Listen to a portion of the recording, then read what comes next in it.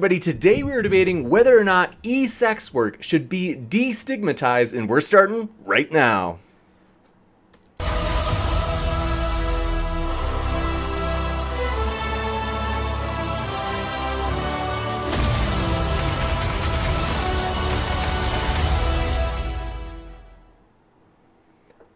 Ladies and gentlemen, thrilled to have you here for another epic debate. If this is your first time here at Modern Day Debate, I want to let you know I'm your host, James, and we're excited to let you know that our vision for this channel is to host debates in the most fair way possible, so everybody can have their shot to make their case on an equal playing field. So, if it's your first time here as well, want to let you know, we are excited as we have many more debates to come, so consider hitting that subscribe button. As for example, tonight we will be hosting a debate on whether or not white privilege is real.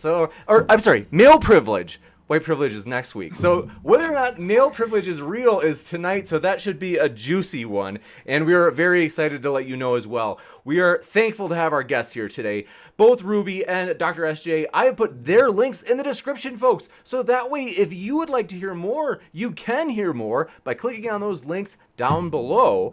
And also want to let you know a couple of things for this debate. First, the format. It's going to be fairly flexible. In particular, it'll be about 5 to 10 minutes from each speaker, followed by open conversation after those intro statements, and then Q&A. So if you happen to have a question, feel free to fire it into the old live chat. I will try to get every question into our Q&A list. If you tag me with @ModernDayDebate, it makes it easier for me to get every question. And Super Chat is also an option, in which case you can not only ask a question, but if you'd like, you can make a statement toward the speakers or a speaker. Of course, they would get a chance to respond to that statement.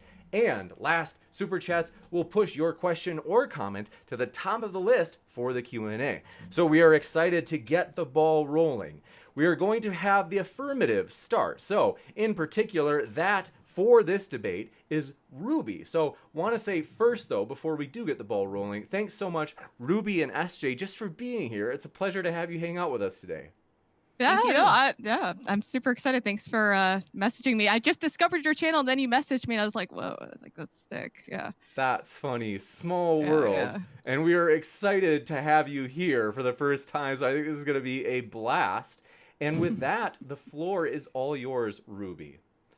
All right. So, hi, I'm Ruby. Politically, I'm more progressive, and my general stance is that we should not stigmatize sex workers, and that in general, that's resulted in a lot of harm, unnecessary harm, and not many productive outcomes.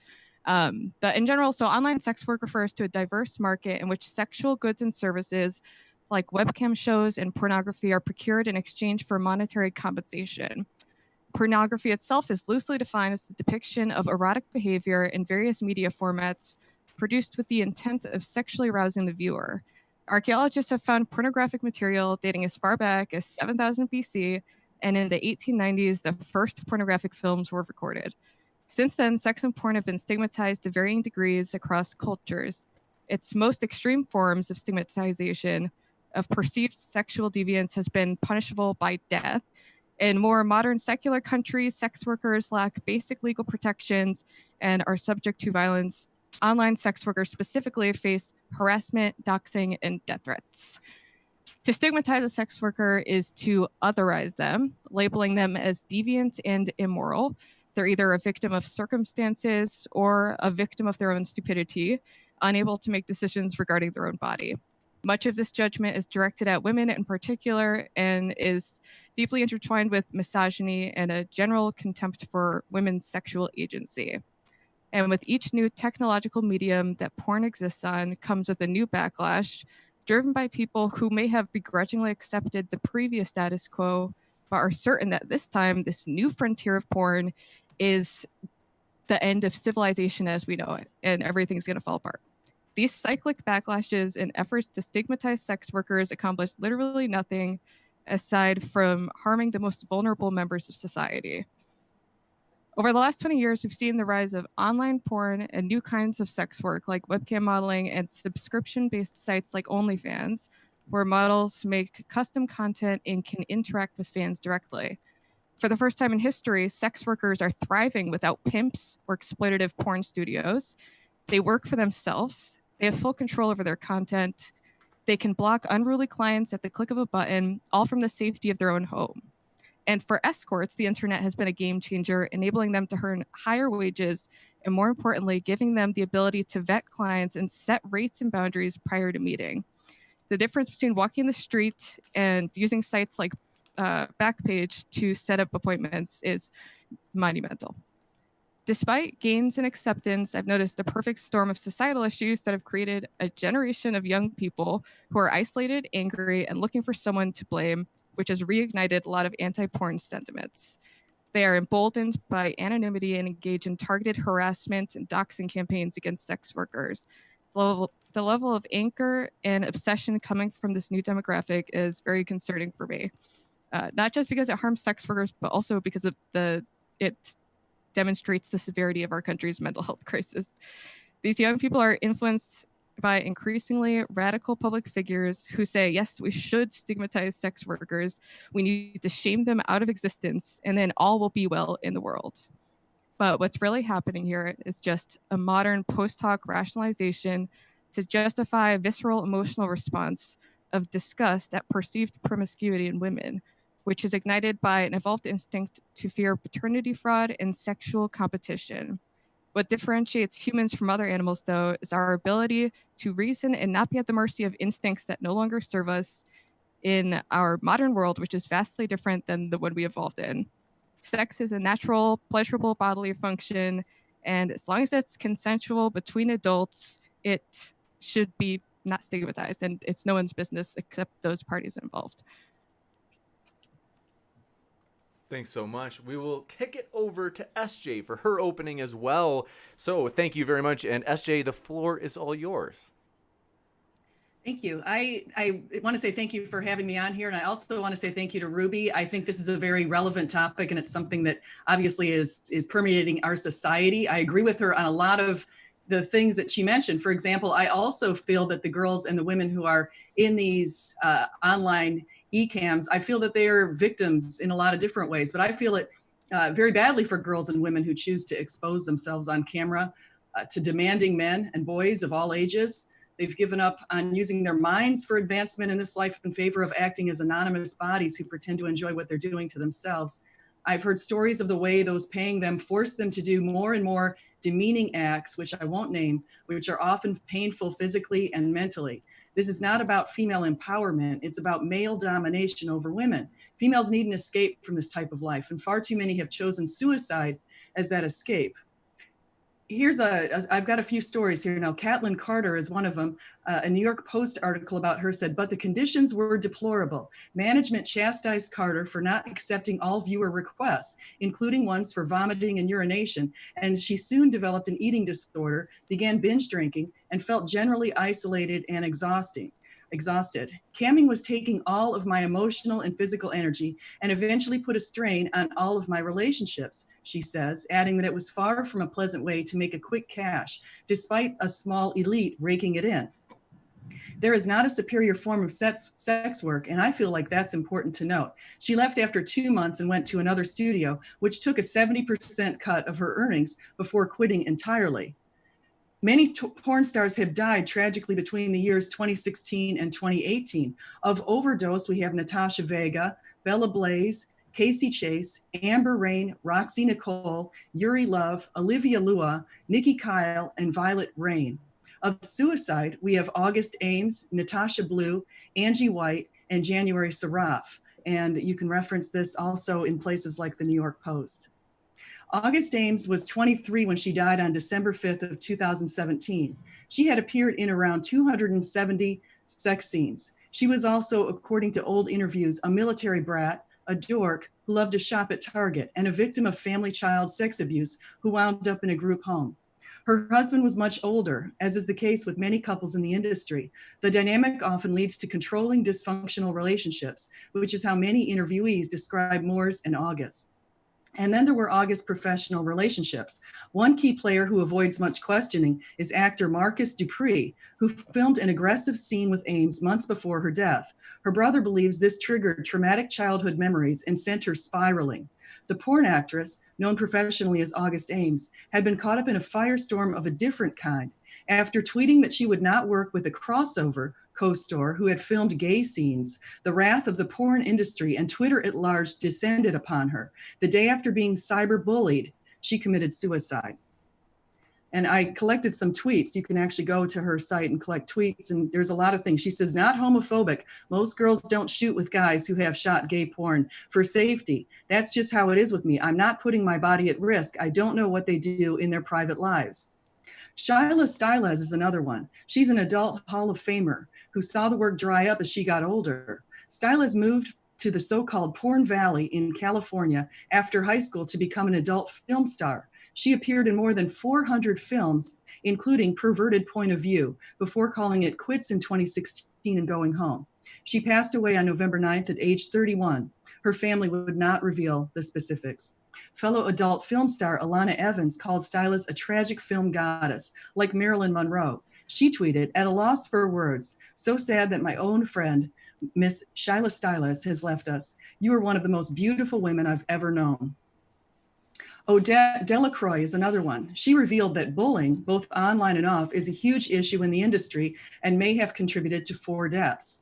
The thing that made these girls, and also killed them, I believe, was social media.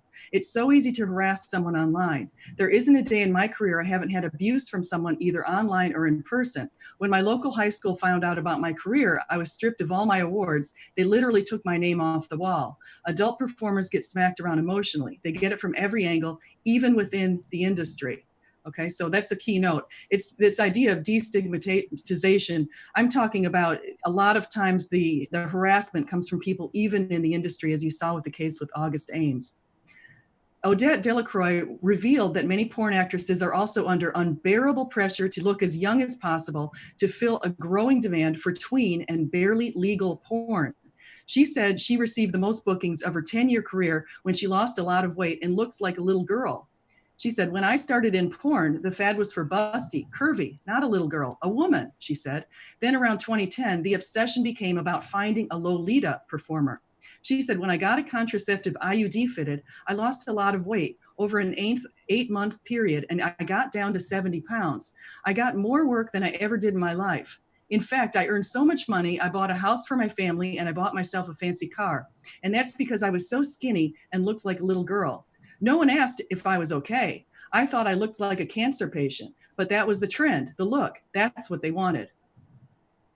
What do these studies say? Well, the studies say pornography acceptance and use is related to emerging adults' risky sexual attitudes and behaviors, substance abuse patterns, and non-marital cohabitation rules. And that's from Carroll and colleagues in 2008. Twog in 2009 and colleagues said more than half of men using porn say their porn use has caused them problems in life, with the majority experiencing psychological and behavioral repercussions.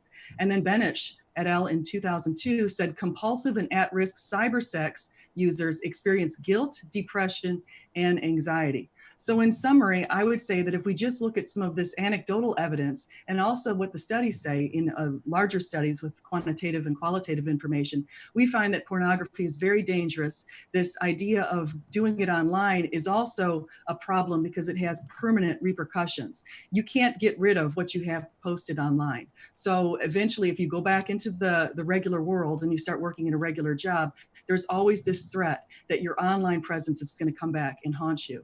So with that, I will close and start the discussion. You got it. We'll jump right into that open discussion. So thank you very much, both of you, for being here. The floor is all yours. All right. So I would say if you have an issue with all those things you just described, you should be against stigmatization, because that's one of the direct things that's contributing to this hostility. Because once someone views a sex worker as immoral, then it's easier to dehumanize them. And people use that as an excuse. Like a lot of the people harassing models now, they do it because they perceive them as somehow being subhuman because of what they do. When in reality, it's sex. It's, it's a bodily function that's pleasurable. The only meaning is what you ascribe to it. And there are cases of abuse in the porn industry. And a lot of that is because porn stars are alienated and stigmatized. So they're disconnected from their social support groups. And then they're massively shamed by society. and made to feel as though they are some, disgusting creature who should die. So that's why you do see a lot of these issues. But so I'm with you. Those are all very bad, but you should be against stigmatization then, because I feel like that's really the leading contributor to all of those things. One thing I want to say is, SJ, I'll give you a chance to respond, but I do think that I'm having trouble balancing out the audio. Sometimes mics will kind of go their own way. I think that, SJ, if you're able to turn your volume up just a bit on your side, and then Ruby, if you're able to turn yours down just a bit, we should probably be able to kind of converge right there at the middle I can point. just, if I move this away from me, is I'll move mine closer. Is that better? That is better. Yeah. And SJ, can you speak up one more time? Does this sound good? That's better. And then Ruby, I'd say if you're even just slightly lower. Is this better? I just moved it a little further away from me. I think should That's help perfect right there. Thanks so much. Okay, SJ, thanks for, pardon my interruption. No. So now, Ruby, I want to say something. I completely agree with the fact that I would not treat porn workers as less than human. I think that's disgusting when people do that. And I think that does contribute to the problems that we're seeing. My issue with this idea of trying to open up the doors and say, let's just be very accepting of this whole thing, is that it'll probably prompt more women to go into it. And I think it's a very dangerous industry for women to go into. And I say women because those are the people who are being abused here typically. It's not usually men, it's usually women who are in this industry, and they're battered and beaten up, and they're used and abused, and they're chewed in and chopped out. I mean, that's the thing. They go into the industry when they're relatively young in a lot of cases, and they're mistreated in many cases, as I mentioned there. And that does lead them to depression and suicide. And so I feel that I'd like to encourage women to go off and do other things using their minds rather than their bodies, because I think that everyone has something special about them that they can do. And you don't need to use your body to try to make a living in society. You can do perfectly fine without that. And I mean, use your body in a different way, maybe dancing or something like that, but not in sex work. I just feel that's, I think there's women are better than that. I'd like to see them go off and get college degrees and get great jobs and do really well that way. Well, the great thing about modern sex work and how it manifests online is a lot of those issues that were rampant in the past with exploitation, women being pressured to do things they wouldn't normally do. A lot of those problems things are drastically changing with sites like Onlyfans, where a model has complete control of her content. And now people are tired of just seeing aggressive, just to the point pornography. They like getting to know the model. They like interacting with them. That's where the real money is with porn now. And that's why you see more people going into the industry, because they feel safer. But the thing is, I really don't see a world where every girl is going to be like, all right, fuck being a doctor, fuck science. I just want to do porn.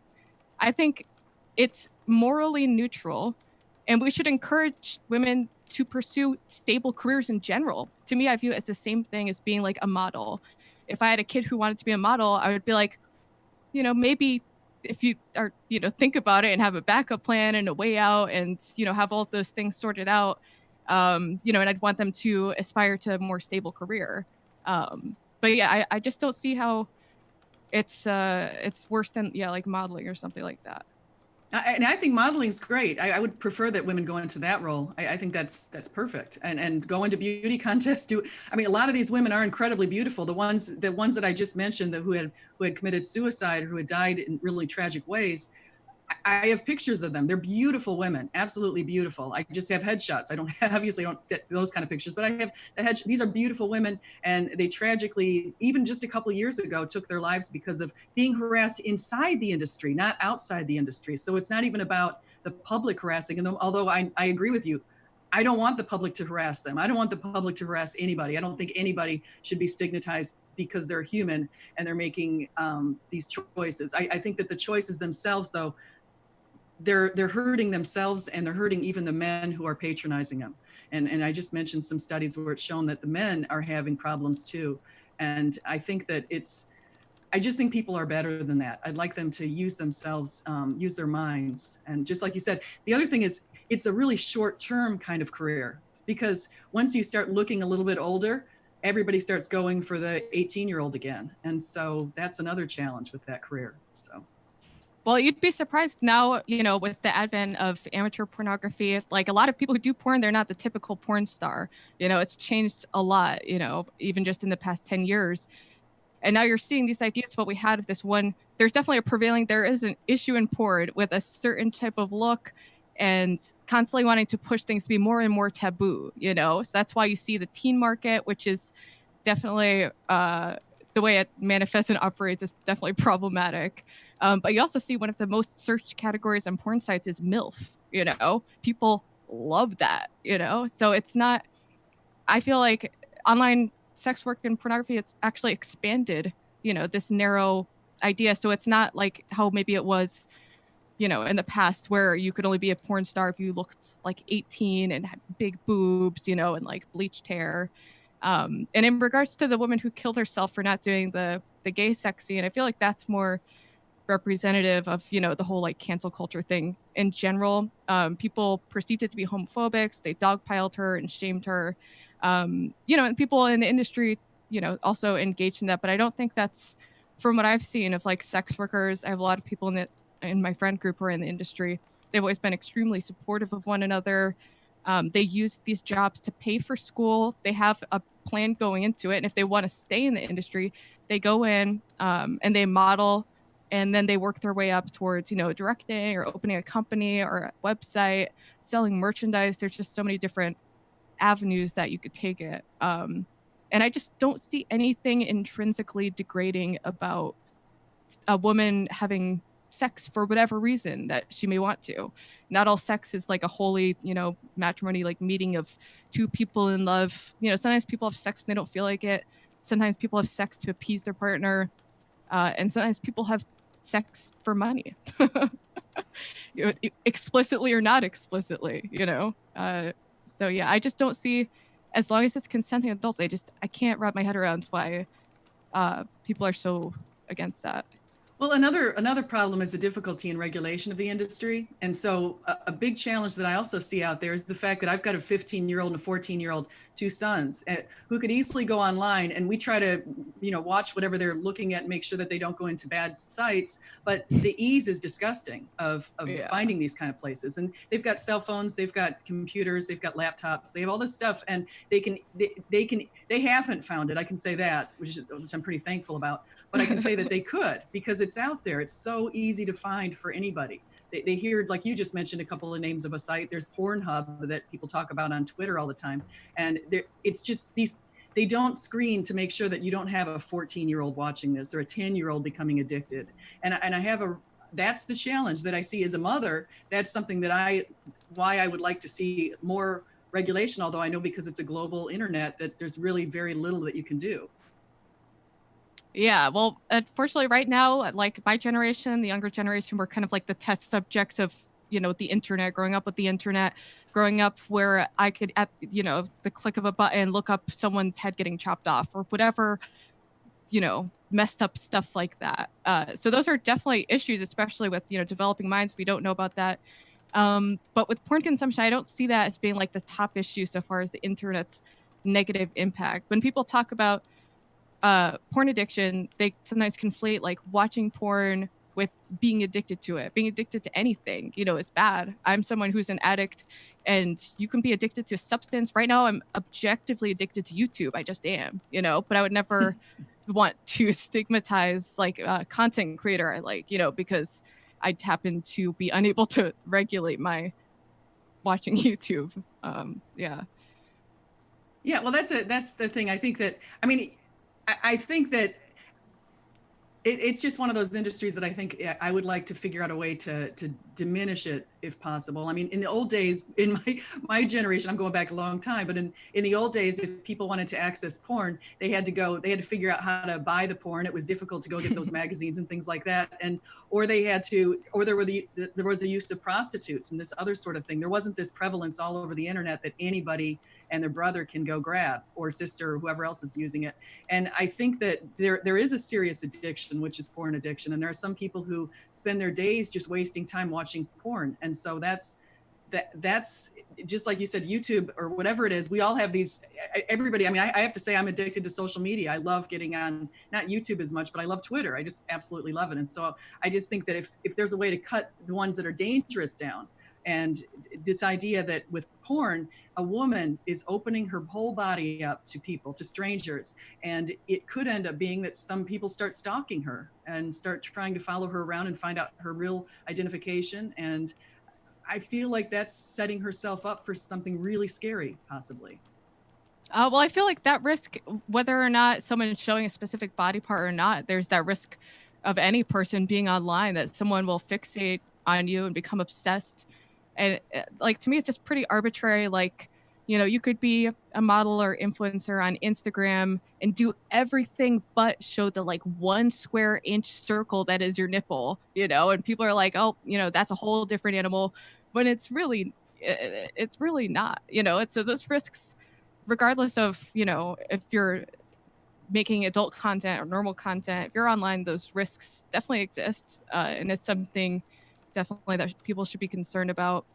The thing is, I just don't understand how sex itself, because there's always this idea, like people talk about sex work like it's selling your body. Like having a video or image of you is selling you instead of it being like a performance, you know? I just don't, I don't fully understand the logic with that. Well, that's one of the reasons why I was reading some of those cases where the women said that the people they were working for, in a lot of cases, they have their sort of pimps basically on these online sites. In fact, I found one that was interviewed by Stefan Molyneux, who nobody likes, and he got kicked off Twitter. But I found that he interviewed this pimp guy who basically employs a bunch of people in his big mansion, and he takes a certain cut of their money. But also when these Johns ask for them to do these pretty grotesque things, and that they keep getting more and more and more demeaning. And because the money's there, people will say, okay, yeah, sure, I'll do this, I'll do that. Next thing you know, they've completely humiliated themselves. And so I feel like it's just, and some women are doing drugs while they're doing this stuff to be able to act as if they're having a good time when they're really not having a good time. And so I feel like, and that was what I quoted some people who said that, so I'm not just making that up. So I'm just trying to say that I feel like these women have other opportunities, especially some of these just really beautiful women. They can use their physical presence by modeling, as you mentioned, or doing something that they won't have to worry about being embarrassed when their kids one day discover it down the road, if they have kids. Well, so the thing is, you bring up some extreme like examples of like, you know, like there's a very dark aspect to what the consumers want in a certain market of, you know, the porn industry. So I guess, yeah, it's problematic because when people are creating demand, there's going to be someone who will do that for a price. And, you know, that's definitely problematic. But, you know, that's why we have, you know, smut laws to some degree to kind of draw that line between pornography and something that's just straight up like actual abuse. But in my experience on webcam sites, the models they just use it like how a person uses YouTube, you know? Like, it's just a platform. The model has complete control over what she's doing. Customers may come in and be like, can you do this? You know, and it's up to her. If she's financially coerced, then that, you know, is wrong. And women should have more opportunities and not, you know, have this be the sole thing, their only way of like making a decent living. But yeah, just any sites that I'm familiar with, they all are just very strict about, you know, you can't even type the word like on Onlyfans, you can't write the word choke, you can't write the word pee, you can't, all of that stuff is, you know, it's instantly just banned, you know. And there's always people who find ways around it, but they try to, you know, keep up with it. It's like any website enforcing their TOS. There's, you know, it's a constant whack-a-mole. But yeah, I don't see those more extreme examples as being representative of the industry, and especially of the modern sex worker who is definitely in a much more empowered position than at any point like throughout history. That's why I have taken up talking about this, because it concerns me when people want to stigmatize online sex workers, because that pushes them back out, you know, on to the street, you know, and in more unsafe environments.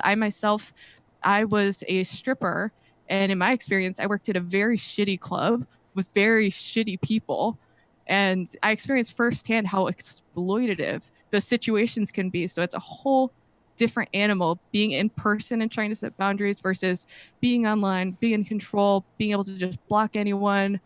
So for me, it's a great advancement. Even if you don't like porn from like a harm reduction standpoint, I just feel like it's been a net benefit. Yeah. Well, one of the things about strip clubs is mostly they're regulated, so at least you know the person going in there in most states is going to be at least 21 years or older. But the big challenge with the online work is you have the vast majority of people probably are younger than 21 who are watching it, and so that to me is a big problem when you have young kids getting online and becoming addicted to in a way that they would never ever experience it in before, because there's, unless they found their dad's Playboy magazines or something like that, they're not going to have that same experience of seeing a real person doing stuff, real acting right in front of them. And so that's that. I don't know, how do you address that? What do you do about that? I don't know. That is the question. I mean, right now they have it, so you do have to say yes, I am 18, and then you go in. But people are generally able to bypass that. Um, I don't.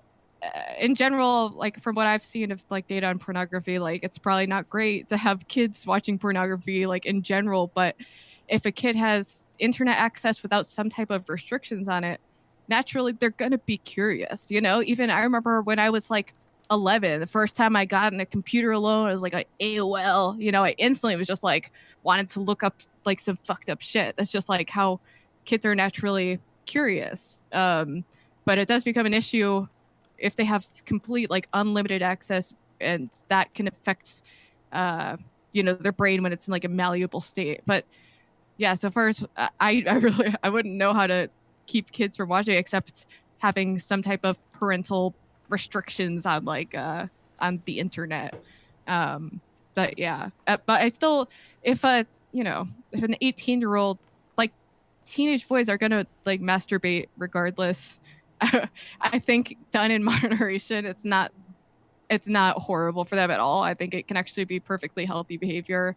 So yeah, But as a woman, knowing that you're putting something out there that you could have a 10-year-old watching and doing that, isn't that kind of, I mean, how do you, that kind of grosses you out. Wouldn't it kind of gross you out that you got a fifth grader here doing this? Yes, yeah. I mean, that's, with anything on the internet, if you put it out there, there's no way of really regulating who can see it, unfortunately. Unless you're on sites, like Onlyfans, where you do have to be, like, you at least have to have money to buy the sites. That's one barrier to prevent like kids from doing it. But I feel like that isn't on, the sex worker. It's not their responsibility, because there's always going to be, unless you want to be like, all right, we should shame anyone who makes content that's not appropriate for children because children could watch it. So it doesn't make sense to me why target sex workers when that's just one of many adult themed things that people do online. Yeah, well, I think here's the deal. So I would say that number one, you and I can agree that number one, we don't want people to be mistreated. And we definitely don't want, I mean, I have to say, when James picked this thing, I thought the title was going to be accepting of sex work and not destigmatize so much, because I don't want to mistreat people and I don't want to put them in a box and label them and do something that would be really unfair. And I honestly feel sorry for some of the people doing this kind of stuff, because I feel like they're coerced into it, or they feel like they have no other way to make money. And there's a lot of money in it. And so for some women, not everybody can make a lot of money in that, but for some women, as I've seen, the one who said in that quote that I said with the house and the car and all that stuff she bought, obviously some women can make pretty good money. The challenge is that we both face, and the reason why I don't want to just open the doors and say, hey, yeah, let's let it all out, is because you have little kids accessing the stuff, which I have a big problem with. Number two, you also have kind of freaky people who are able to get on and check this kind of stuff out. You've got people who are stalker types who will go after these women and possibly hurt them. And there are the types who also are just kind of cruel, and they get into these sites and they say they want the choking, or they want the woman to have double penetration or something completely, that's going to dehumanize the woman, or at least the woman. I mean, they're just doing these things that I feel like they they put the women into a position that could be very uncomfortable, and then she might feel very uncomfortable about having that in her past in years to come when she does go and graduate college and uses that money for tuition and gets out of college, gets a great job, and suddenly this video comes up from some person who's after her in some way. And so that sort of thing to me is a big concern. And so I would just try not to open the doors and make this so easily accessible for people. Yeah, I mean, so as far as like it's scary, and this is definitely a social experiment. So far as the permanence of the internet freaks me out, makes me question even just doing YouTube videos, because it's like it's there forever, and as a society we have no idea how to cope with that. So people will find any a tweet that you said something stupid years ago, and that could ruin your life. So the same applies for pornographic material, but in that people don't necessarily have to view that as being immoral. Like, I feel like you could get in more trouble for having like a racist tweet than say a video of you consensually, having sex. I don't see. So that's why in general, I do think we should be moving towards a future where if there's a sex tape of you, it's simply not a big deal. It's not going to affect your ability to get other jobs. I think that's changeable, but I don't think that we're going to be able to change the fact that online porn exists and that people are going to do it. I think we can change how we perceive it. That's an interesting, actually, what you just said is really interesting. So if you had to look out 50 years, what would your ideal situation be for the world as far as porn? My ideal situation, I would like to see it be less stigmatized so that sex workers have just as many like legal rights and protections as any other worker, and better working conditions. And where as a society we view porn differently, so there's not this element of disdain and animosity towards models that harms their mental health, and also ideally we would find some way to like regulate kids accessing porn. There's a multitude of things that could be like improved about the industry, but in like an ideal world, I think porn can be a very enjoyable, benign thing, just like watching a YouTube video or watching a scary movie. To me, it's just a type of entertainment. There's entertainment where you're scared, there's entertainment where you're thrilled, there's entertainment where you're sad, and then there's entertainment that is sexual. So to me, it's just another form of entertainment. But do you feel like it kind of degrades women in a way? In general, not about yourself or your friends, but just in general, women, by doing this kind of thing, do you feel like it's sort of like I would say it's not female domination, it's a male domination thing, because the males are running the show in a lot of these cases as their pimps? I mean, there has definitely been like, especially when more porn studios were in charge, there was less amateur, less sites like Onlyfans where models made their own content. There's definitely been a specific kind of porn that is a specific kind of situation that for whatever reason people like, and that's where the woman is submissive and the guy is dominant, and it's just a very mechanical situation. But I feel like we're moving away from that. And also in general, I do not think it's intrinsically degrading to be a submissive woman or to be into kinky sex.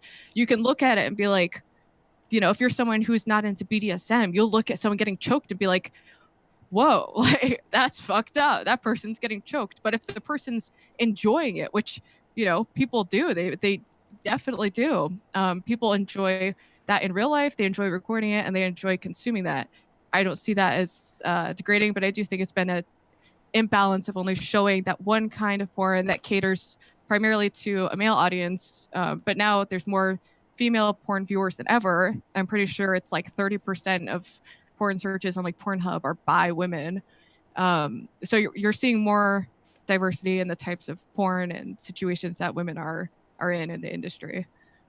Yeah, one of the other challenges that I think is out there is, and this has to do with just a generational thing. So you mentioned before that you're in the generation that you've pretty much grown up with computers. So your generation, either Y or Z, I don't know which one you are. Well, I'm a millennial. I'm a millennial, okay. But I had the internet when I was like 11. So it's like I grew up with it, but not as much as say the new generation. Okay. So you're in a pretty young generation. And one of the challenges, and this is not related to the porn industry, but I'm just going to say it's a challenge of this younger generation of the Y and the Z groups, is the fact that because they've grown up with the internet so much and because they spend so much time I look at a college campus and I see students walking around campus on their phones the whole time.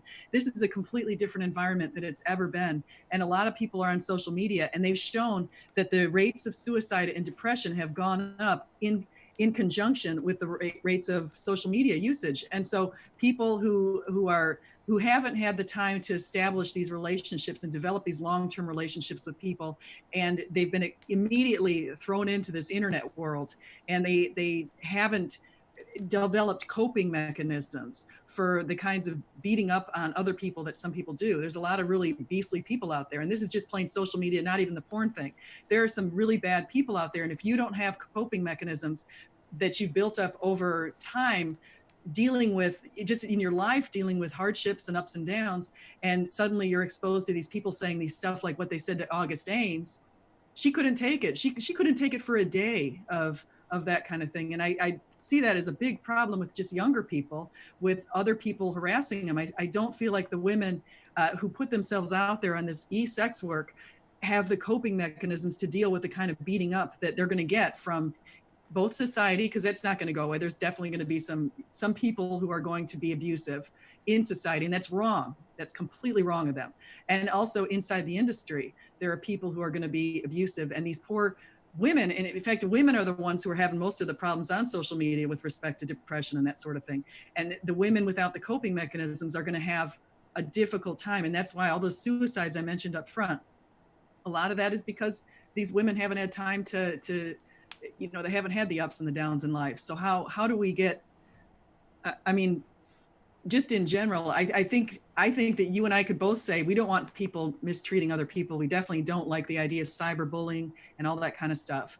But I think that people don't realize sometimes, even with the generational thing, is the younger people haven't had the time to develop these long-term relationships with friends that help strengthen them, and with family and with other people. And even with the, because they're immediately put in front of a cell phone, and every time you see a tweet, it's like, oh, the dopamine levels are going up. They're going up. Oh, it's exciting. Someone just tweeted at me, and so it's like a walking addiction in itself. Oh yeah, absolutely. This is something like, I take a step back and you become used to how things are with the internet, but I think people forget it just changed everything. It is such a huge, big change in the way that people interact. And this is just the start of, seeing what kind of issues are going to arise from that. We have major internet addiction. We have, anyone who is predisposed to like social anxiety. Like for me, I'm someone who tends to like isolate myself, and the internet makes that great. Like I can have just enough connection and entertainment to keep me, complacent and existing alone. And I think that's why you're seeing like a downfall in the amount of friends that people have, and even like with romantic relationships. And yeah, I think that's like a combination of technology and also automation, where our jobs, and also like loss of religion and all of those things. That's just kind of created a perfect storm of, it's just a very like unprecedented time to like be alive. It's I agree. I totally agree with you. And I think I agree with you. A perfect storm. I mean, I can go back to 2007, and I remember when I first got onto Facebook, and I thought, oh, this is kind of weird. But I remember getting mad at myself for one time I spent like 3 hours on Facebook, and I got really mad at myself, and I've barely been on there since. But for some reason, I find Twitter to be much more interesting for whatever reason. But the friendships that you develop in these kind of sites aren't those really deep friendships that you do develop in real life. And so the big problem is you have a lot of shallow relationships online. And when you really need, the going gets tough, where do these people go? Are they around to help you when you're going through struggling times? And that's just something that I see. And I worry about people going into this sex business, basically, or the e-cam stuff, because I fear that I just fear that they don't have those mechanisms built up. That's all. Yeah, I mean, that's definitely an aspect of it. There is a lot of hostility and animosity towards sex workers online. And, I have a tiny YouTube channel, but when I got my first taste of like strangers, sizing you up and like making all these inferences about you, and you're just like, It's so weird. It's like a super, super weird thing. And people act sociopathic online. They really do. So yeah, that's definitely an issue that sex workers face. I don't see as being unique to the industry. And I think it's something that we can alleviate some of that hostility by changing our general attitudes. Because I just see it as like a big issue to view someone else's sexual behavior as somehow immoral. I just feel like that hasn't been a good path to go down throughout societies. It seems like we should value bodily autonomy and freedom, and and not shame people for pursuing sexual desires. A lot of these conversations kind of operate under this idea that women hate this, they hate like masturbating and doing sex stuff, but then if a guy is a webcam boy, which there's plenty of, they're like, oh, that's a dream job, like, yeah, he gets paid to jerk off. But it's like, sure, like guys have like a higher sex drive on average, but women also have a sex drive and enjoy doing these things. There's a lot of exhibitionists. It can be exciting. It can be a way to explore different fantasies. I have friends who like there's all these different niche markets for you if you decide to be an online sex worker now, where like for example being a femdom is like very on trend right now, and I have a lot of friends who never realized they had that kind of dominant side to them, and they can find it really cathartic to explore that in this environment. And also in regards to like connection, it could be a double-edged sword, because on one hand any connection you have online isn't going to be as fulfilling as like a real life friendship, and that like face to face, just having like a real person, it's not a substitute. But I do think it can actually be a lifeline for people who, for whatever reason, don't have access to people in their life at all. It just having someone to talk to online, can make a huge difference. And yeah, and sometimes they're more open online about stuff than they would be normally. So I think I think it's a mixed bag. I don't think it's all bad. Yeah, no, I can, I think that the other thing that I would have to say is just to add in here is this idea of, if you do that kind of stuff and then one day you go and you get married and you have that traditional family and that sort of thing, there could be a challenge with the husband who finds out about that kind of work if the person didn't know and it suddenly comes out. And there could also be a challenge of trying to have, are you going to be able to get married and have that traditional relationship going on later? Or is it going to be the kinds of people who've maybe come into that where they feel like sex is just sort of a transactional thing, and it's not something that's about a man and a woman in love and having babies and doing that sort of a thing? If it seems so transactional, then will there also be a move to something like polyamorous relationships, where basically everyone's sort of open and saying, let's have an open marriage where men and women can run around with the neighbors and do all this other kind of stuff? Because I feel like that could also be breaking down society in ways that could go really badly for us. Yeah, no, I hear you. My stance is I do think that like super strict monogamy isn't the most natural. I feel like so many relationships that are good, healthy relationships end because a partner, had a one night stand. And, for me, I don't have the same emphasis on monogamy. I think, polyamorous relationships are fine.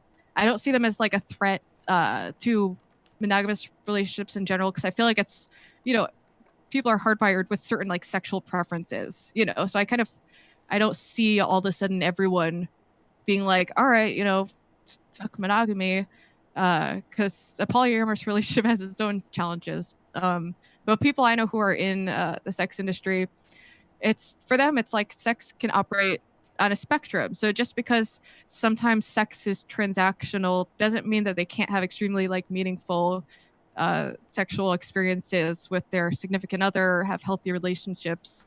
It's just, it's kind of like you can eat candy and, well, this is a stupid analogy, but it's like you can enjoy candy and like shitty fast food, but you can also enjoy like a really healthy, good meal. It's not, it doesn't have to be like one or the other.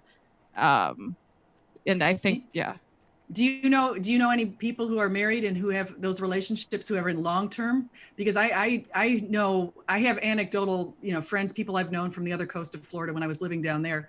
I've never known anybody to be able to survive that kind of relationship long term in a marriage. it always, and I can name a bunch of very famous atheists right now who have gone through divorces because of this kind of relationship. And so that's, two really famous ones that basically had that same open sort of deal. And so I look at that and I feel like that's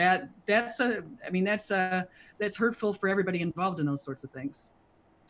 In my experience, I feel like there's polyamory isn't contributing to like the decline of marriage. I think that's just been like a cultural shift of people not seeing the utility in marriage.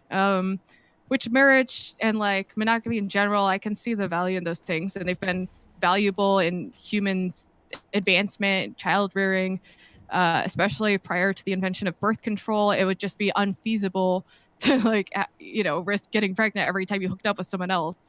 So, but you're seeing, now that we have different technology and we're in new circumstances, our standards of sexual behavior are changing, and it's going to be like trial and error. But I feel like, in my experience, I've seen polyamorous relationships that are much more healthy and more communicative than monogamous ones, because part of being in a polyamorous relationship is it's all about communication. It's not just like a free for all. You might have like your main partner, and then maybe once a month you're allowed to go on a date with someone else, but you're not allowed to do this. There's like all these kind of rules around it so that each partner has is satisfied in how the relationship is operating.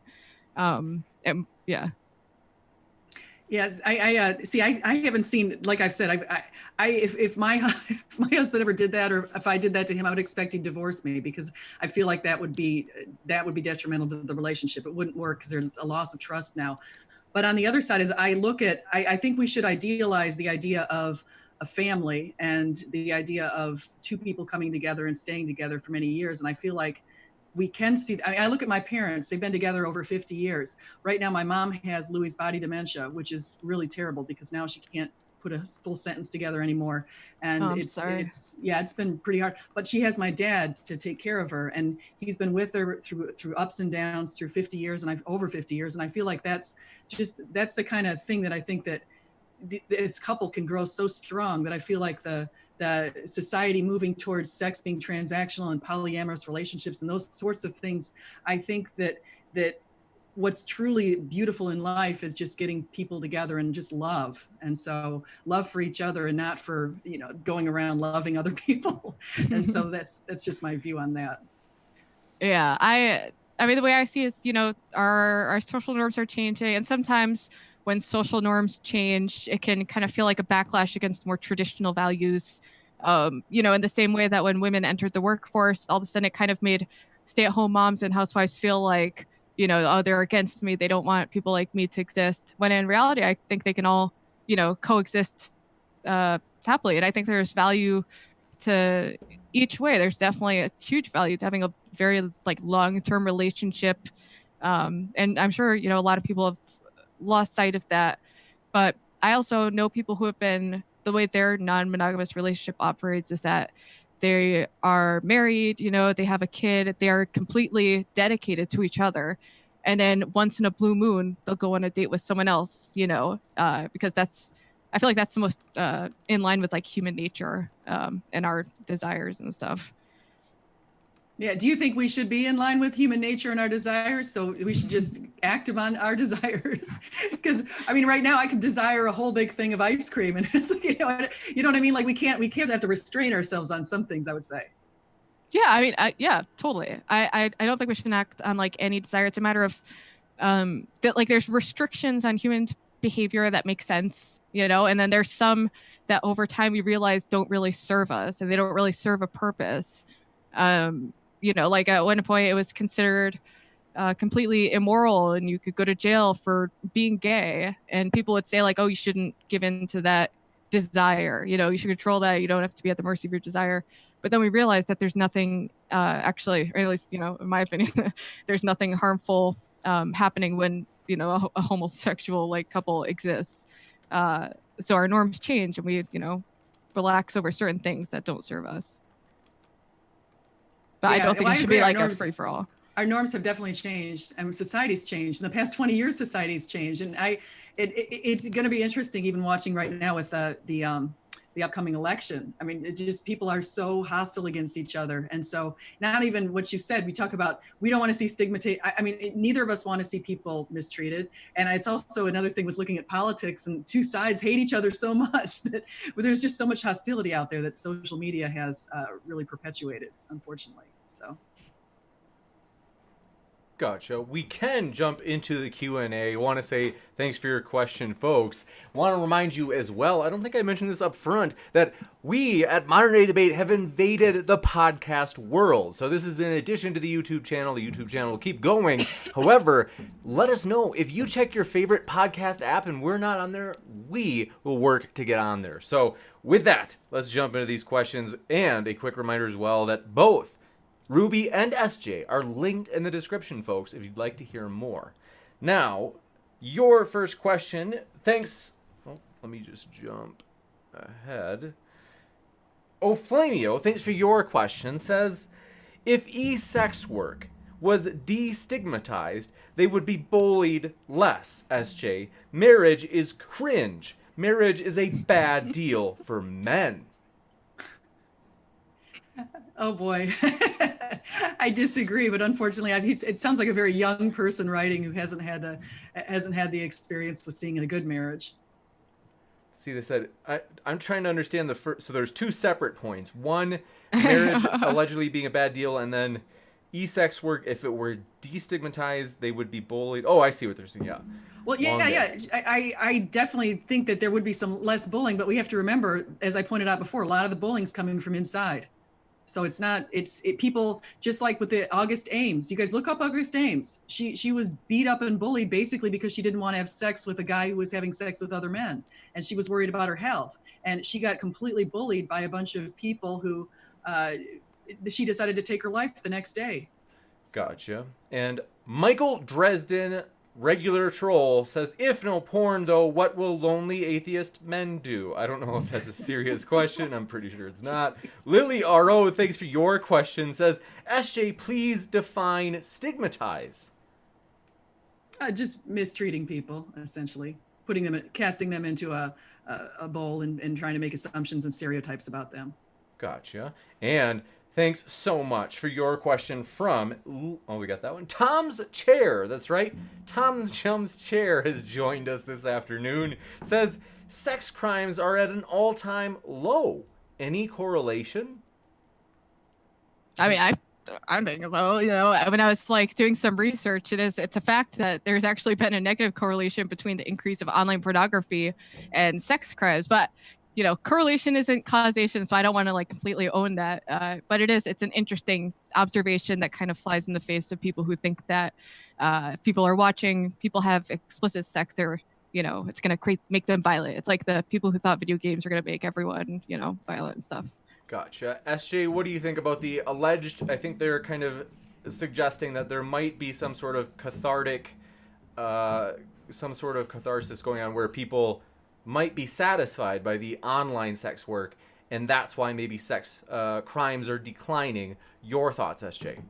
Yeah, no, I would say that it's the idea of if they're going online and they're watching sex online versus going out and hiring a prostitute and then getting mad at the prostitute and beating her up or committing some crime against the prostitute, I can see where that would go down. So that seems reasonable. Gotcha. And thanks for your question. This is from UK Marxism DLC Failed. Says, can you ask the debaters to steelman the opposing view and ask them if they have any meta-analyses or meta-analysis studies that prove their own point? Well, I guess steelman, there's definitely exploitation exists, in the porn universe. And I can understand why people are concerned that they could see, like, they don't necessarily think that, these are bad people for doing porn. But they think that if it's normalized, that will become a legitimate path where all of a sudden it's just as normal as, like, say, if you want to be a doctor in school, it'd be like, all right, would you like to be a doctor, a prostitute, or this, all, of equal merit. So I can see why people are concerned from like a slippery slope kind of perspective. Yeah, that's my thought. Yeah, no, I know your view too. You say you have friends, you have, have a history in involvement in this industry. And so you feel like it should be more open. You feel like people should be more open. People should be more accepting and shouldn't mistreat other people who are deciding to do that in the industry. And you feel like it's a safer way for some women to go rather than getting out on the streets or going into the bars, like you mentioned, the strip bars or strip clubs. And so I'd say that's your view. As far as the meta-analytic study, I looked, I swear I looked for meta-analytic studies, couldn't find any. In fact, I could barely find any studies on this topic. I found 3 studies that I referenced earlier on some of the negative outcomes of being involved from both sides, both the female and the male is the buyer and the seller on that kind of thing. But I couldn't find a study that had taken them all together and given us effect sizes. So yeah. Yeah, pornography. It's still such a new phenomenon that there's a lot of conflicting research. You know, pardon my interruption. We didn't hear you for that first 2 or 3 seconds. I think that your connection might have ebbed and flowed. Oh, can you hear me now? Is it okay? It is okay now, but I think that we missed. I don't know how much we missed. Maybe only like 2 or 3 seconds. But oh, okay. I was just repeating what SJ said, that it's hard to find like a solid meta-analysis on, you know, such a broad social issue that's so poorly researched and has very inconclusive results for the studies that have been done. So that's my answer. Yeah, and I was thinking about why I couldn't find those studies, and I thought, well, it's obvious. How as a researcher, and I'm as you know, I'm an academic. As a researcher, how would you find your subjects? So you think, how am I going to interview people and do quantitative surveys and that sort of thing and get some results? So it's just we're just not seeing that kind of stuff. I did find a few studies, but I haven't found much. Gotcha. And as Modius, thanks for your question.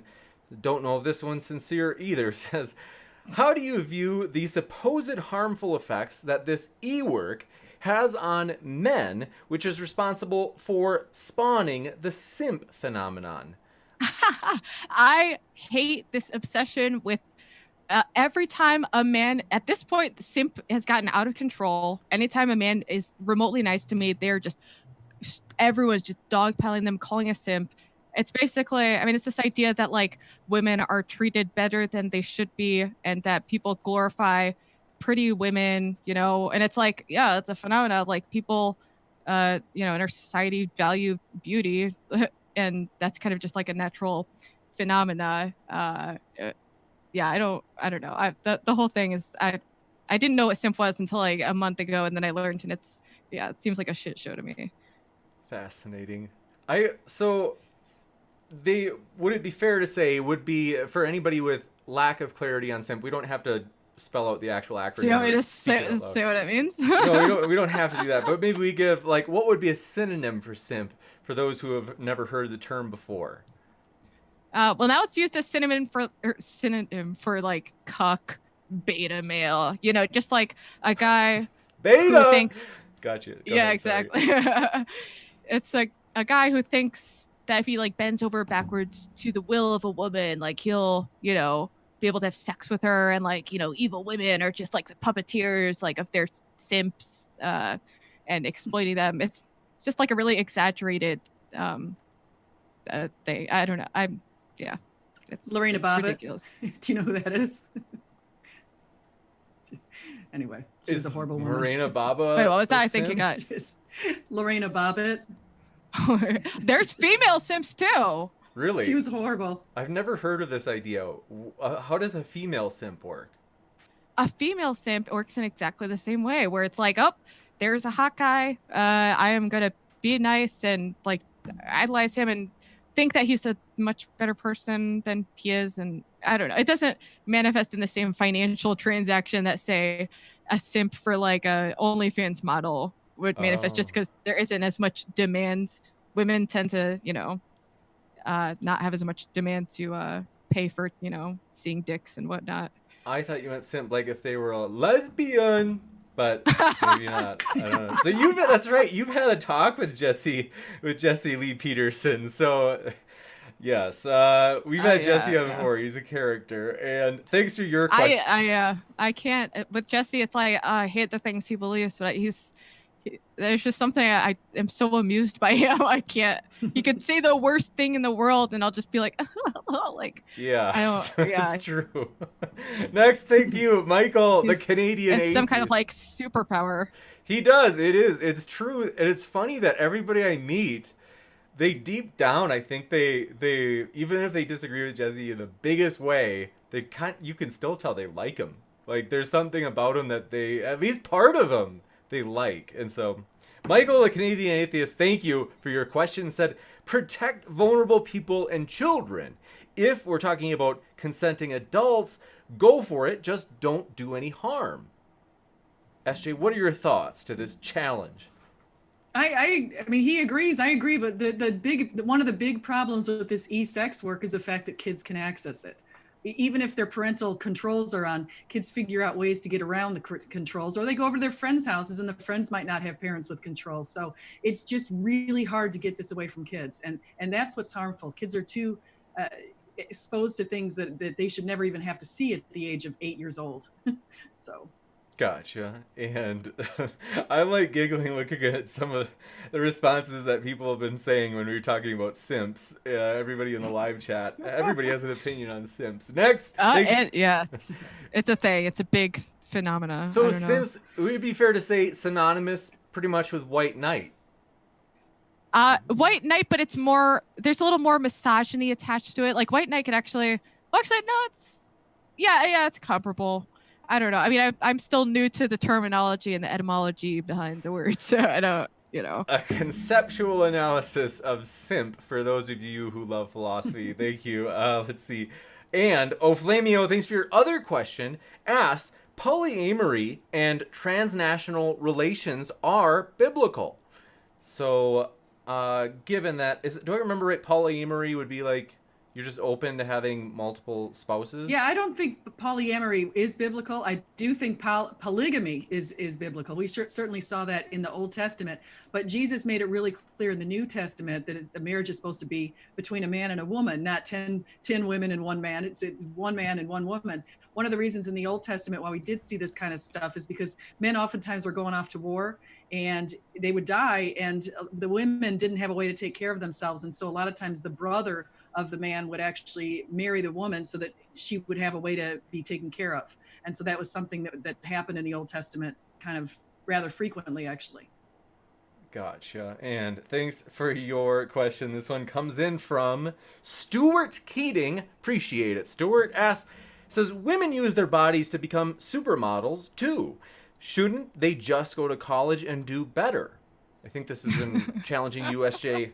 I think women should be supermodels if they can. In fact, I have a woman on my channel who's coming on next week who was Miss Texas before. She's beautiful. She's absolutely beautiful. And she was Miss Texas. And it's like, do it. If you've got that kind of a figure, that kind of a face, go out and use it that way. That's awesome. Gotcha. But I think they're challenging the OSJ. I think they're saying it was all the way back to like the very beginning. I think you had said like better than being in ESACs, get a college degree, go on and, do that type of career. Something more academically or intellectually rigorous. And I'm not trying to, I'm sure to be honest, like I'm not trying to underestimate. I think a lot of times people don't realize that with YouTube or Onlyfans that they have intellectual components. Like there's a lot of learning involved in those things. So I'm not trying to say that e-sex work is inherently like something you don't use your brain for. But actually you're saying something where you would say you use your brain by a significantly larger proportion relative to your physical appearance in college. And so they're saying, well, hey, doesn't that principle also apply to supermodels? Shouldn't they go to college instead of being a supermodel? I think they should go to college in addition to being a supermodel. If they can make money supermodeling, why not do it? Very few people have that kind of beauty that they can go off and do that kind of thing and make some real money. So why not do both? And so use your brain in certain, I mean, a lot of the supermodels that are out there are highly intelligent women. And so the one woman who's coming on my channel, when they do these beauty contests, they also look at the brains of the woman. They ask them a lot of challenging questions and they listen for what the people come up with. And it does take certain intelligence to come up with some pretty good answers. And so I just think that going back to what I was saying originally is I do think that we should try to use our minds as much as possible, because that's all that's going to stick around, and not even too long. You might, by the time you turn, say 70, 80, your mind starts kind of declining, but we should try to at least capitalize on on the 50 or 60 or 70 or 80 years that you have with a powerful mind to help you come up with pretty good ideas. And I would completely advocate college, as you know. So. Gotcha. And thank you, Timothy Foster, for your question. Said to SJ, got a lot of challenges for you, SJ. They're coming at you. Says, we'll give you, Ruby, feel free to give a rebuttal. And then what we usually do is whoever the challenge is for, we let them have the first word. We're okay with the other person having a rebuttal if they want to jump in. And then we just go back to the initial person being challenged because we want to give them the last word on the challenge. So Timothy Foster says, SJ, your opening speech did make it sound like the negative stigma is a root cause of every problem you mentioned. You also sound like you have a negative view of those women. It's a critique or a challenge to you, SJ. Yeah, no, my opening speech talked a lot about, I definitely said, yes, there is some stigmatization. Yes, there are some people who bully people. Yes, there are cyber bullies online. We're always going to have that. But my opening speech talked a lot about that a lot of this stuff is internal. A lot of the reasons why these people were committing suicide was because they were being mistreated on the inside by their people, the pimps, or they're being mistreated by, like the one girl with August. She was mistreated by other people who were fans of her. Who turned on her when she made a decision. So you have a lot of people who are bullying on the inside. And so I feel like, and no, I don't look down on those people at all. I actually would rather they didn't do that because I feel like they can use their minds and their bodies in different ways that would be more productive for society. Gotcha. And with that, thanks for your question this one comes in from the quarantine. Thanks for your, to Dr. Thomas, the only reason any of these suicides or for any of these suicides is the social stigma created from Puritan views that have leaked into our society. And I didn't see number 2. Sorry about that, quarantine. I must have missed that. But I guess that's but that's not what I found. That what I mentioned before is the reason why these people are doing this is a lot of times because number one, they're chewed up and spit out in this industry. Once they get a little bit older and they don't look like they're barely legal and that sort of thing, people aren't paying money to watch them anymore. And so it can be very dehumanizing to them. And so a lot of the stuff that the reason they're getting depressed and those sorts of things, a lot of times is because how they're treated in the industry itself. And that's what I brought out with when I started this today. Gotcha. And let's see here. Do we have any questions for Ruby? If anybody has a challenge for Ruby, let me know. We will This prioritize. is great. Usually every debate I have is like constant shitting on me. Like for once, people agree with me. Well, but I'm open to any critique. Yeah, I get on James' channel. I'm the one who gets that. I was just gonna say. Believe me, James, I've been reading the chat. I know what they're saying. Not when you go against us, Jay. Don't read the chat. I haven't looked at the chat once. I'm not, Brenton Langle. No, I see it. I see what they're writing. It's just I'm used to it. Appreciate your question. Brenton Langle just fired this one into the old chat. I was just going to say, I was going to bring up Brenton. I was going to say, Brenton, I think, is polyamorous. You should ask him, our old buddy Brenton, ask him about it. He says, sex work is work. The only problems with it are exploitation and coercion, both of which are made worse by stigma. Sunlight is the best disinfectant, says Brenton. We'll give you a chance to respond, SJ. Yeah, no, I don't think that, I mean, sex work, yes, it is work, and it's hard work, and it's people actually doing something that they're going to possibly regret in the future. And so, and a lot of times it's people obeying the demands of some very crappy customers or really crappy pimps who are basically having them do some things that are really demoralizing, like urinating or throwing up. That's disgusting that customers would request that happens, and other things that are, I'm not even going to go into, but those sorts of things can hurt people. And so that's just what I'm going to say. That's dehumanizing themselves. So. Gotcha. And let's see here. Let me see if I got one more on the list. And then we've got... So we have Daniel Izbitsky. This is for Ruby. He says, would you want your children to be quote unquote sex workers? Why or why not? So this is a question I get a lot, actually, because people can kind of expect that I would be like, either like, no, I don't want that. Like, and then it's kind of like, well, then your argument doesn't make sense. Or it's like, yes, I want that. And it's like, oh, well, you want your child important. Like, but, my answer was, if I have kids, I would prefer not to think of them doing any kind of sense of a aversion to incest. I don't think any, parent likes thinking about their child doing, sex stuff. So far as being a sex worker, the way the industry is now is there is a lot of exploitation. I would want my child to pursue a stable career. And if they went into the industry out of their complete volition, with informed consent, I would fully support them. I would never shame them for that. Yeah, I would fully support them in their decision as long as they had a long-term plan. It's kind of like if my kid was like, I would like to be a famous YouTuber, I would be like, maybe explore other options. But, if that's something you really want to get into, then, I'll support you.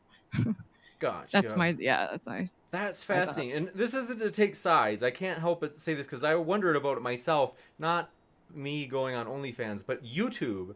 So right now, I have plans career-wise, but I also, like, who knows what the future is, Lord willing, maybe become a YouTuber because it's just really fun.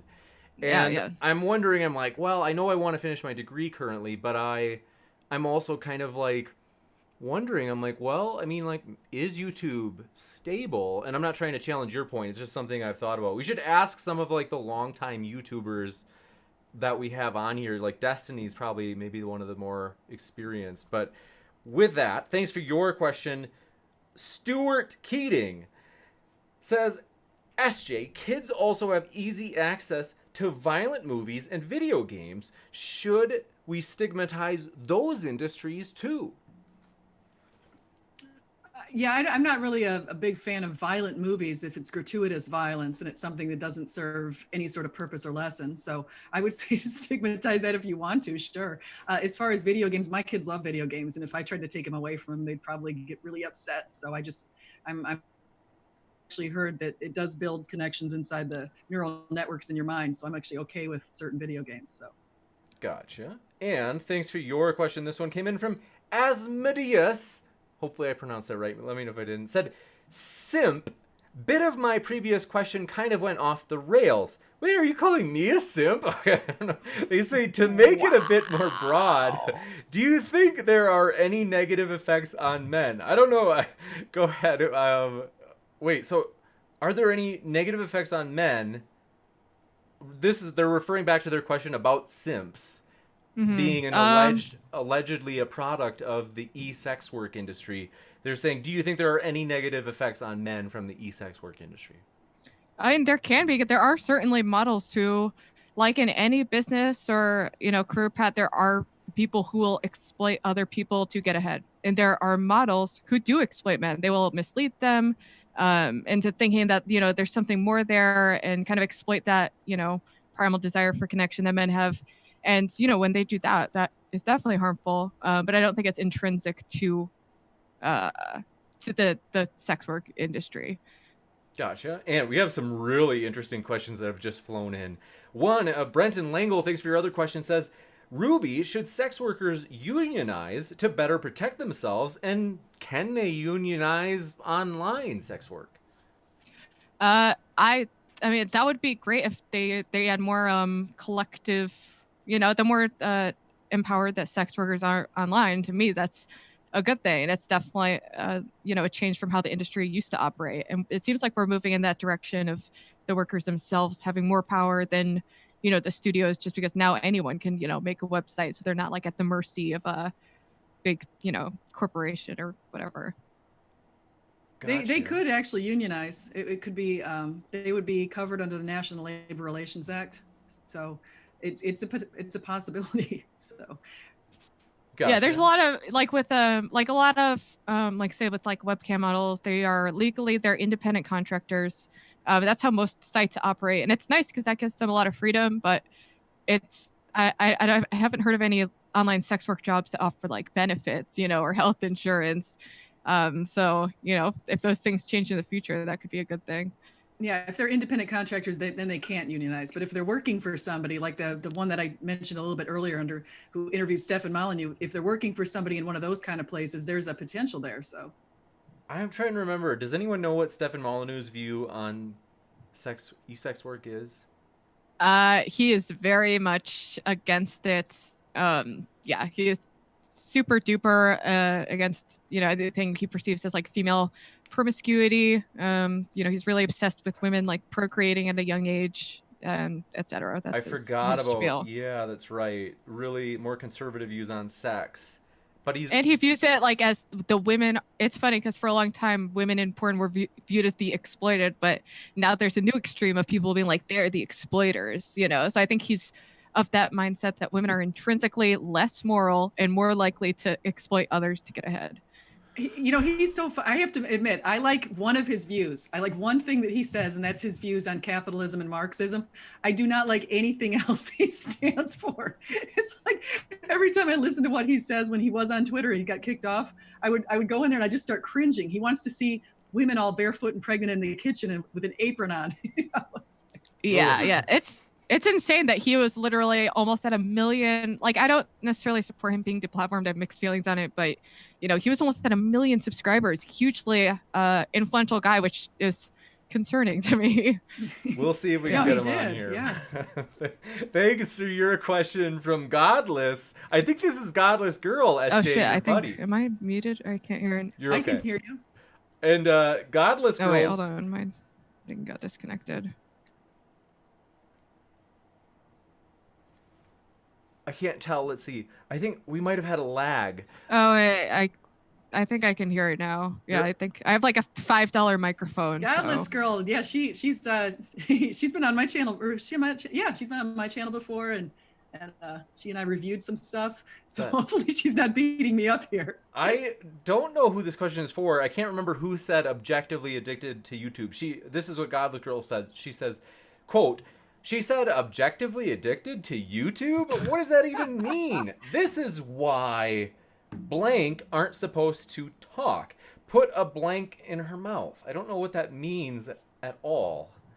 Put a question in her mouth? I don't know. Yeah, I have no idea. But when I say objectively addicted to YouTube, I mean objective by the standards of what constitutes addiction, which is compulsive use of it to the detriment of your own life.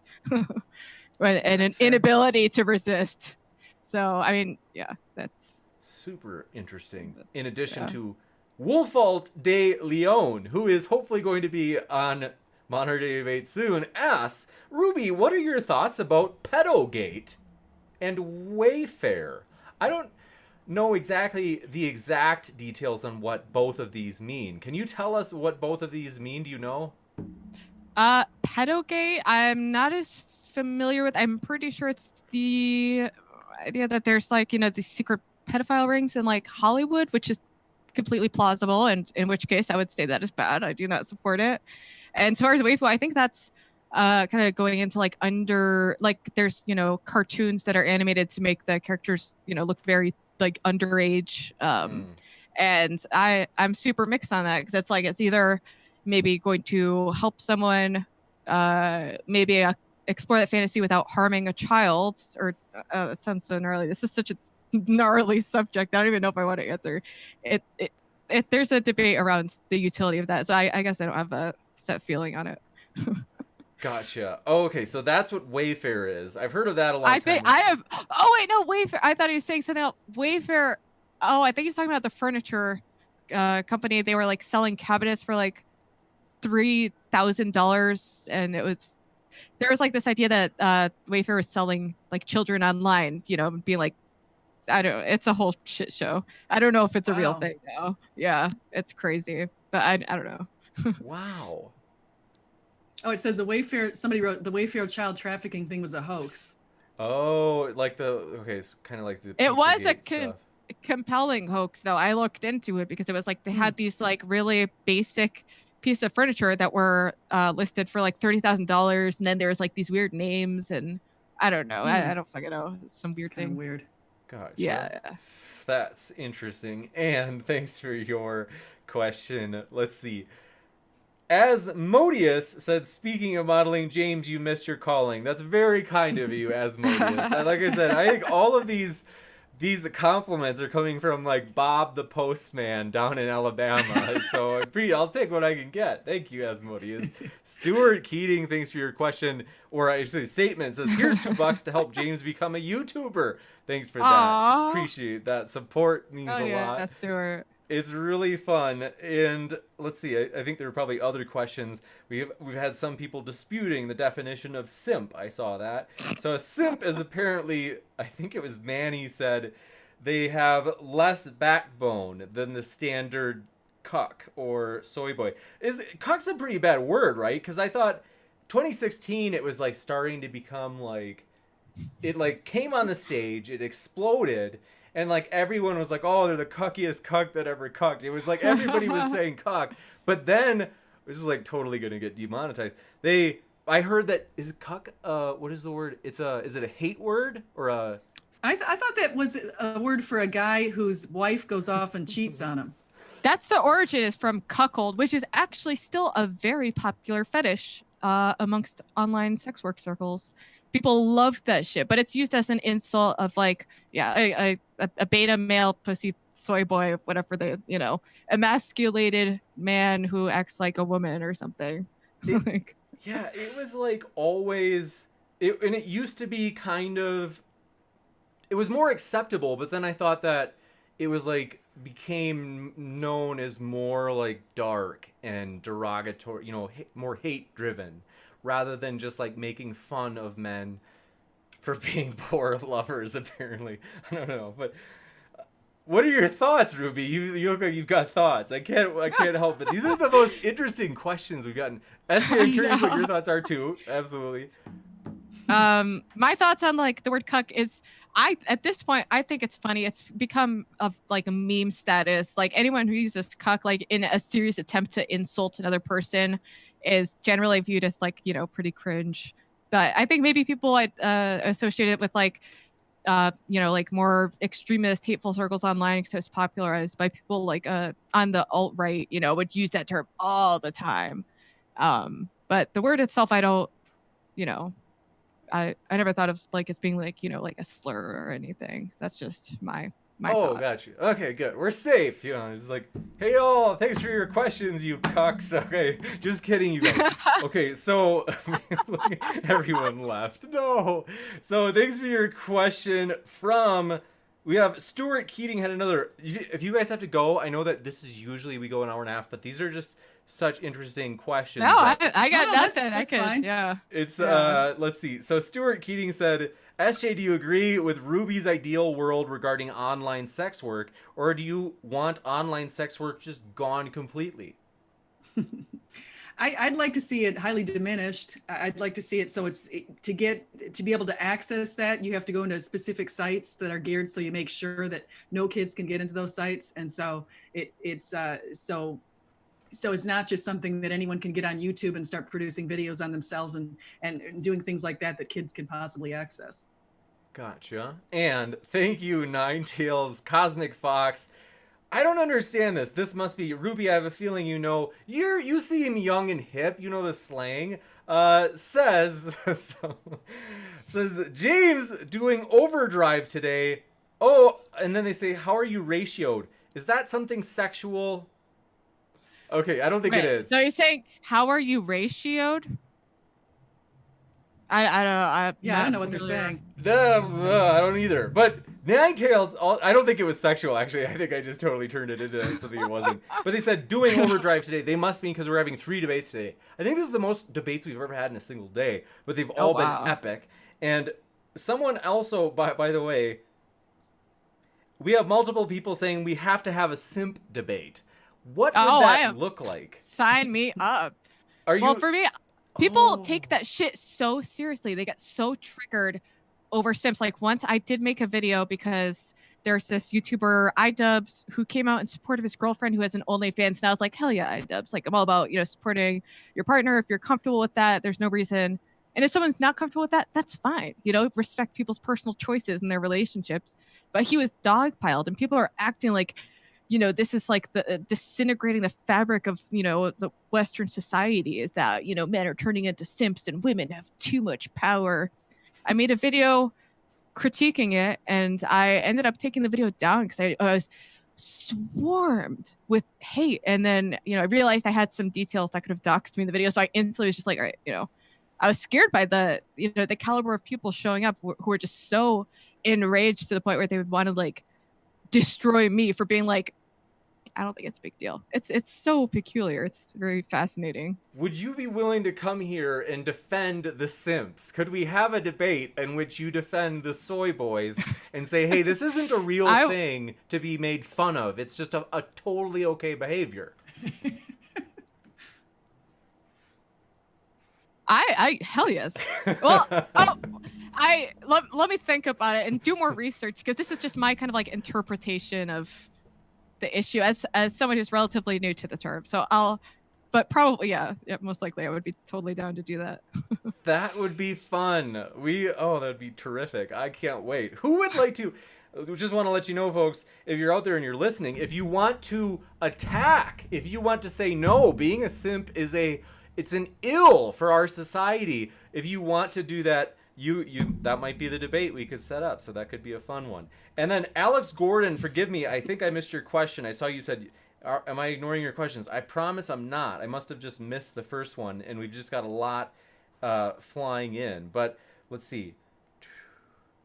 Alex Gordon, I'm looking for it, you simp. Okay, just kidding, man. I'm sorry. Like, that's gonna become the norm now. Don't really.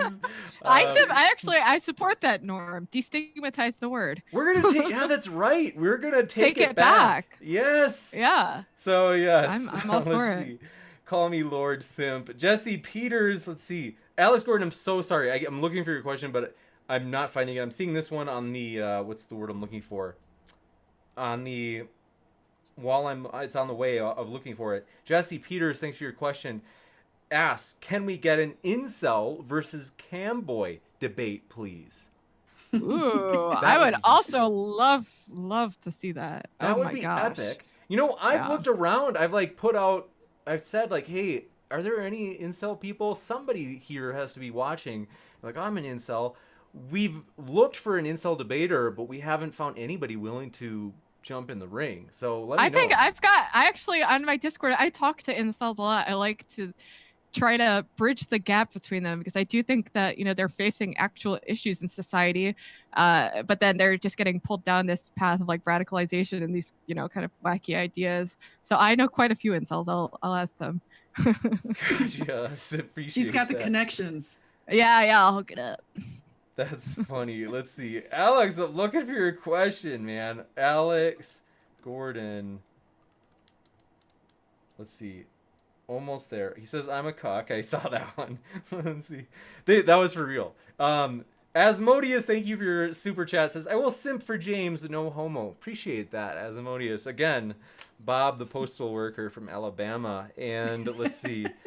Who else? These have just been so juicy. I am fascinated. I get it. Okay, simps. There's, I guess, a hierarchy of, there's like simps. Would simps be below cucks? And then there's soy boys. I think like, it's probably like beta, cuck, simp. Actually, soy boy is probably equal to beta. They're kind of like of the same caliber. That would be my assessment. Yeah, I feel like they're so playful that, like, soy boy, you can call anybody soy boy, and it's just fun. I know. Well, there's actual people online who use that dead serious. The internet's strange. It's a strange place. Let me see if we have any last questions before we go. Let's see. I think that's it. And want to say thanks so much, everybody. It has been a really fun debate. Very interesting, of course. We'll have to ask Brenton about soy boy, like what that means. We like to call Brenton a soy boy. We love him. But yes, thank you, everybody. We've put the links of both Ruby and SJ in the description, folks. So if you're listening and you're like, I would love to hear more, well, good news. Those links are waiting. Thanks, everybody, for your questions. Thanks for being here and hanging out with us. Ruby and SJ, it's been a true pleasure. Thank you. Excellent. No, thank you so much for inviting me on. It was very fun. Absolutely. With that, folks, by the way, folks, if you are hungry for more, we are very, oh wait, we do have one, what's the Weimar Republic? Germany. Oh, yeah, Oh wait, it's some. I think there's like a conspiracy theory around that I'm supposed to be looking into, or oh no, my mic keeps like fucking up. Dang it! Right at the. it was a conspiracy theory, you said. Oh, I think so. Yeah, something. I don't know. That's just. Yeah, I think that's what it is. I don't know. Gotcha. Okay. And yeah, so we want to let you know, folks, if you are hungry for more juicy debates, hot button issues, if you're a sick puppy like us, we will have another one tonight that is on whether or not male privilege is a myth. So that one should be a fun one, very wild. And with that, we hope you guys have a great rest of the day if we don't get to see you. So we thank you very much and keep sifting out the reasonable from the unreasonable. Take care, everybody.